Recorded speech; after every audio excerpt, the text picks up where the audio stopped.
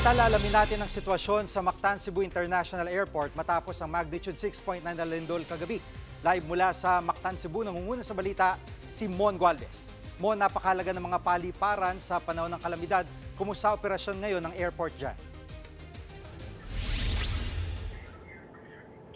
Jiggy, nagpapatuloy pa naman na normal ang operasyon dito sa Mactan Cebu International Airport, pero mahigit isang oras din ito na antala kagabi, no, para sa ginawang assessment at inspeksyon dito sa mga bahagi ng paliparan. Sa record ng Civil Aviation Authority of the Philippines o CAAP, eksakto alas 10:40 ng gabi nang i-evacuate pansamantala ang mga pasahero mula sa naturang terminal.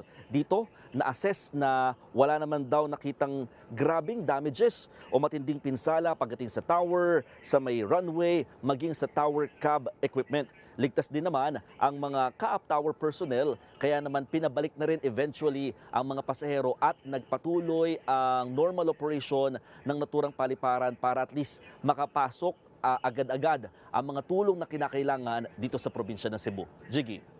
At Mon, pagpunta mo dyan ay may mga nakasabay ka bang pasahero na papunta naman ng Bugo, Cebu at ano ang kanilang naibahagi sa iyo?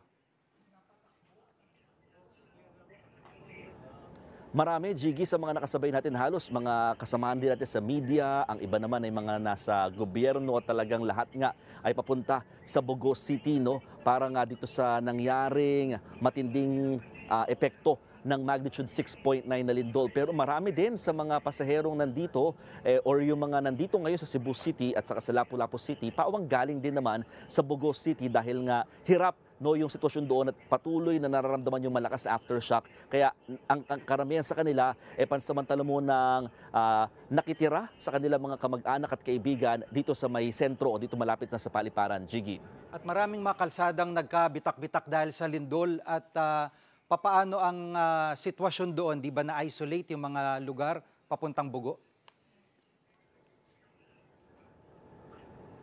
Initially, Jiggy, ilang kalsada ang hindi passable o hindi madaanan matapos ngang masira ayon ito sa Bureau of Fire Protection Central Visayas. Kabilang dyan ang Lamak Bunga Road, bahagi ng Balamban, Barangay Aliwanay Bridge, Medellin Dagusangan Bridge at Medellin Bangon Bridge. Tanging motorsiklo lamang dyan ang makakadaan sa may San Remigio, Takup at Tambongan Bridge. Pansamantalang sarado rin ang Sibonga, Kandait, Mangyan, Barangay Rodas, mga naglaglagang bato.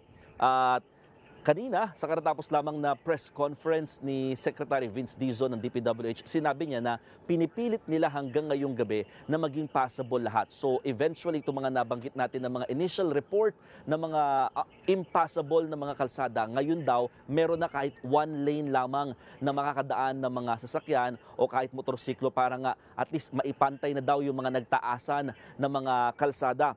At nagkaroon din ng initial assessment ang DPWH, abot daw sa hindi bababa sa 2 bilyong piso ang damages o halaga ng pinsala pagdating sa mga roads at bridges pa lamang. Ayon yan sa DPWH, posible daw tumaas pa yung halaga na yan in the coming days. Narito ang bahagi ng pahayag ng kalihim. Pakinggan natin. Kasi we need the roads to be passable for goods to come in, for relief to come in.